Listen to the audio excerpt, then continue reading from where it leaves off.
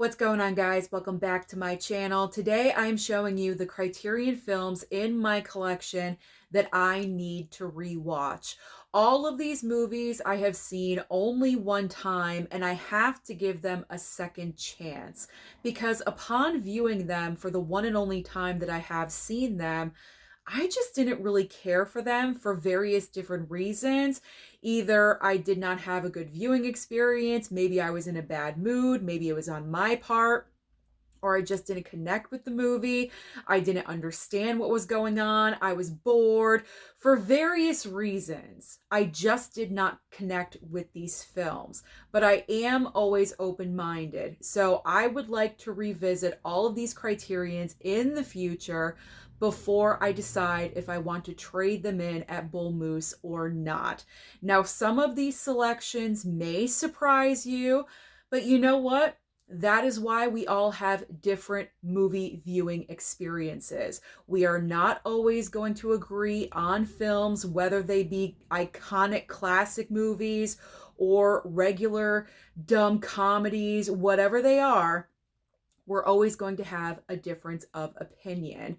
Now, kind of the reason why I say that is because I think the first movie I'm going to show you, you're going to be surprised. But you know what? When it comes to Citizen Kane, I was bored out of my mind watching this movie. I know I fell asleep at one point.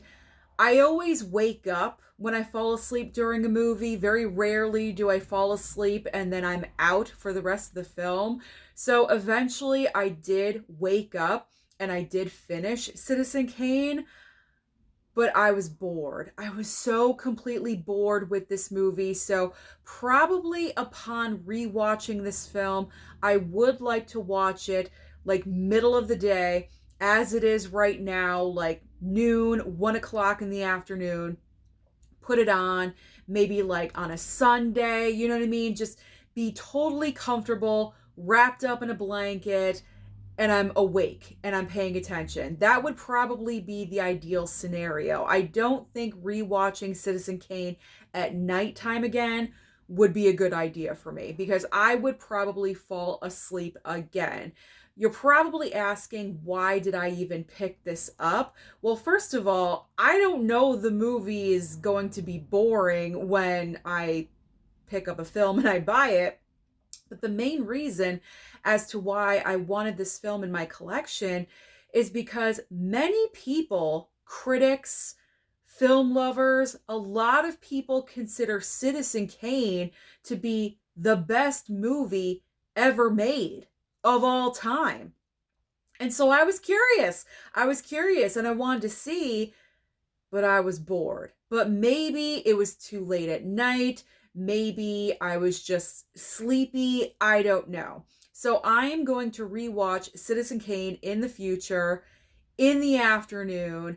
Guaranteed I won't fall asleep and I will pay attention. If after viewing it a second time, I am still kind of bored with it, I may have to let this one go. Because if you are not going to watch a movie in your collection ever again, there is no point of keeping it. I am of a different mindset now. You guys know this. And so I have to follow my rules for myself, Citizen Kane or not. But I will revisit Citizen Kane.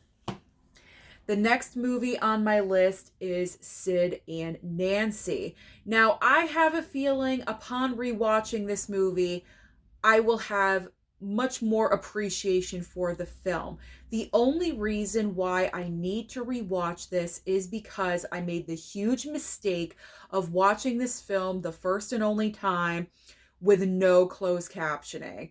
For some reason, with the TV and the setup that we have upstairs, when it comes to Criterion films that don't have the subtitle option, these are like the older Criterion movies that don't have the subtitle option, I cannot access subtitles through the remote control, you know what I'm saying? So when I watched this for the first time, I was upstairs and I could barely understand the dialogue because the accents in this movie are so thick. It's very difficult to understand what is being said. However, with my Blu-ray player down here in my bedroom, it's very easy for me to just hit there's an actual button on the remote that says subtitle. You hit it and it comes on automatically. So upon rewatching Sid and Nancy, I am going to watch it down here in my bedroom on this Blu-ray player, hit the subtitle button, and rewatch it. And I'm convinced that I will enjoy this movie the second time around. Now we have The Ice Storm. So it's been a little bit since I've talked about this movie. The reason why I need to rewatch this film is because the first time watch of this movie, this was my own fault. I had a preconceived notion about this film. I thought The Ice Storm was all about taking place over the Thanksgiving break, and it was all about a dysfunctional family. And usually I really like movies like that where it's a big group of well-known actors and they're stuck together during a holiday, whether it be Thanksgiving or Christmas or something, and the dynamic within that group. It doesn't really hit on that. There's really only one scene in this movie that is on Thanksgiving itself. There is a lot of family drama in the film, but it's not what I thought it was going to be. So that is not the movie's fault. That is my fault because I thought it was something different. So now that I know what the movie is, I would like to revisit it with an open mind and open eyes, so to speak, I guess, and revisit it again. So I can pretty much guarantee when I rewatch The Ice Storm, I probably most likely will enjoy this movie as well. All right, now we have broadcast news. I have to rewatch broadcast news because for some reason, I think this is one of those films I just didn't really connect with. It kind of reminded me of my reaction to The Big Chill. For some reason with The Big Chill Criterion, the first time I watched it, even though you have all these amazing actors, an incredible ensemble in that film, I don't know. The first time I watched it, I didn't connect. I didn't really care for it. I was like, what's the big deal about The Big Chill? I feel like I have the same exact thoughts and feelings when it comes to broadcast news. I do feel like this is a good film, but I gotta watch it again. So hopefully after that rewatch, I will enjoy it like I did with The Big Chill, because I did revisit The Big Chill, and when I did watch it a second and a third time, because I have watched it numerous times after, I've enjoyed it more every single time. So I'm hoping broadcast news is going to be exactly like my Big Chill experience. This next movie I desperately need to rewatch because it's Adam Sandler, and no, it's not Uncut Gems. It is Punch Drunk Love. This is one of those movies, I think, if I'm remembering correctly, because it's been a while since I've seen this film, I didn't know what was going on. I was so confused. I wasn't really into it. I guess I was kind of bored. My mom and I were watching it together. We knew it was not like a comedy, okay? I want you guys all to know that. It was not a preconceived notion that, oh, it's a comedy with Adam Sandler. I told her that. I said, Mom, this is not your typical Adam Sandler comedy. She's like, oh, okay, dramatic. I want to see this, because we like to see actors in other kinds of roles. And so I prepared her for that. And I said, it's not a comedy. It's a drama with Adam Sandler. So we were ready for this. And after it was done, we both looked at each other and we were like, what was this? So it deserves a rewatch. It definitely, absolutely deserves a rewatch. It's Adam Sandler. I enjoy Adam Sandler. So we'll see what happens with this one. I'm kind of getting the feeling I may be letting this one go in the future. But like I said, I'm open-minded. I want to give it another chance. There's going to be some of you out there that are going to be very upset with me right now, because I know Wes Anderson is beloved in some circles, in particular in the Criterion collection. Like every single one of his movies is a part of the Criterion collection, pretty much. I don't believe there's any movie that is not a part of it. But when I watch Rushmore, I don't know. This is one of those films I feel like I just did not connect with. I want to. I want to try to connect with this movie because I have the feeling that Rushmore is one of Wes Anderson's movies that I would connect with more than his other films. I have tried to watch so many Wes Anderson films. I did enjoy Fantastic Mr. Fox. I will say that. That is a good one. That's one of the few films I did connect with. I believe that's his movie. I always get him and Paul Thomas Anderson mixed up. Don't ask me. I mean, obviously the last name and everything, but I do believe that is Wes Anderson. Fantastic Mr. Fox. I really did enjoy that film.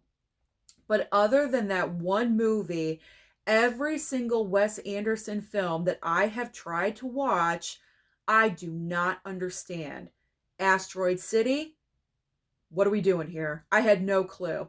I recently went to go and see The Phoenician Scheme in theaters a couple of weeks ago. I did not understand anything happening in that movie at all. Very limited. And I was bored the entire time. So I would like to enjoy Rushmore. I would. I feel like I just got to give it another chance. That's it. It's been a while since I've seen Rushmore, so and I think it's kind of like the case with Citizen Kane. I got to watch it in the afternoon where I'm full on awake and I'm paying attention. This one kind of kills me because it's Meryl Streep. Meryl is in this movie. But when I watched Defending Your Life a couple of months ago, I don't know. It didn't really click. I did not connect with this movie. I thought this was going to be a slam dunk. You have Albert Brooks and Meryl Streep. I love Meryl. I mean, she is so iconic at this point. She's so fantastic, brilliant in everything.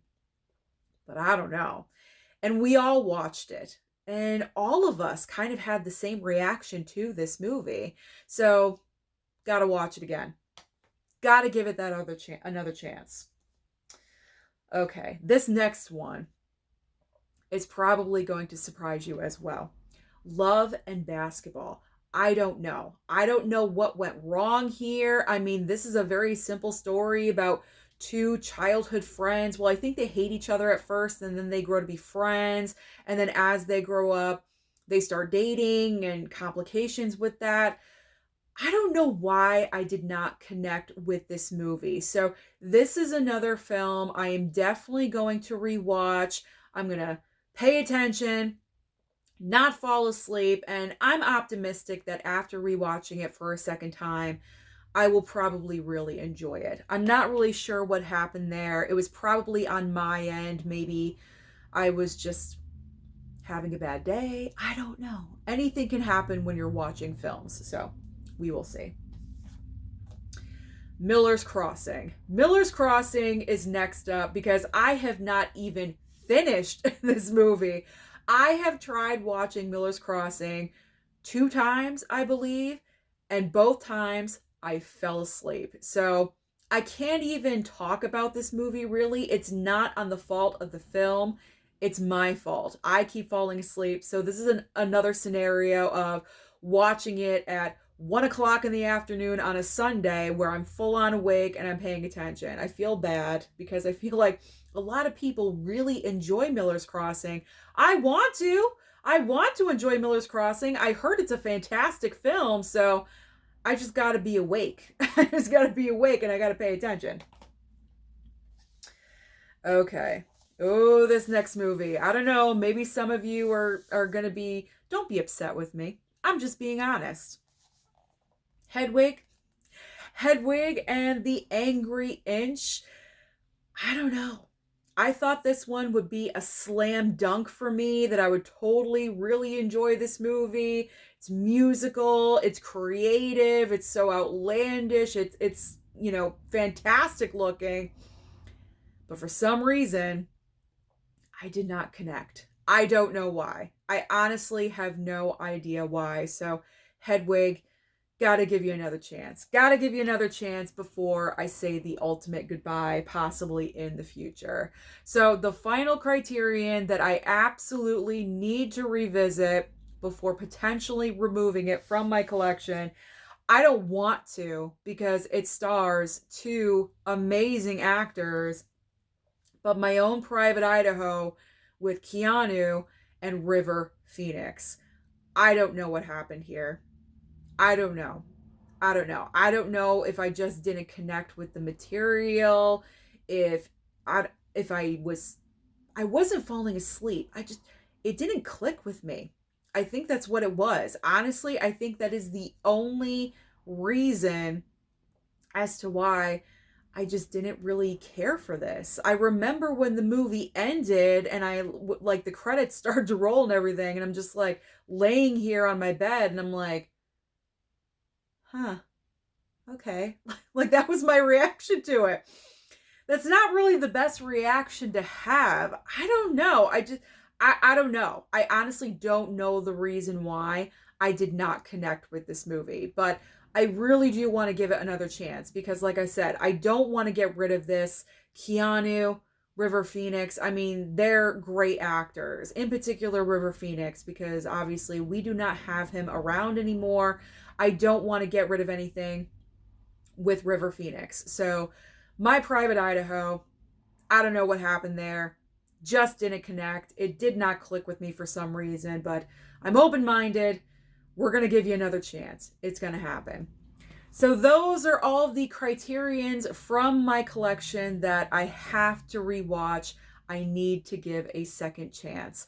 Comment down below and let me know, are you in the exact same situation? Do you have Criterion films in your collection that you just did not really care for? If you do, comment down below. Let me know what they are. If you have any recommendations for me of what I can do to enhance my watching experience for all of these movies, let's start a conversation. Don't forget to like and subscribe before you leave, and I'll see you next time.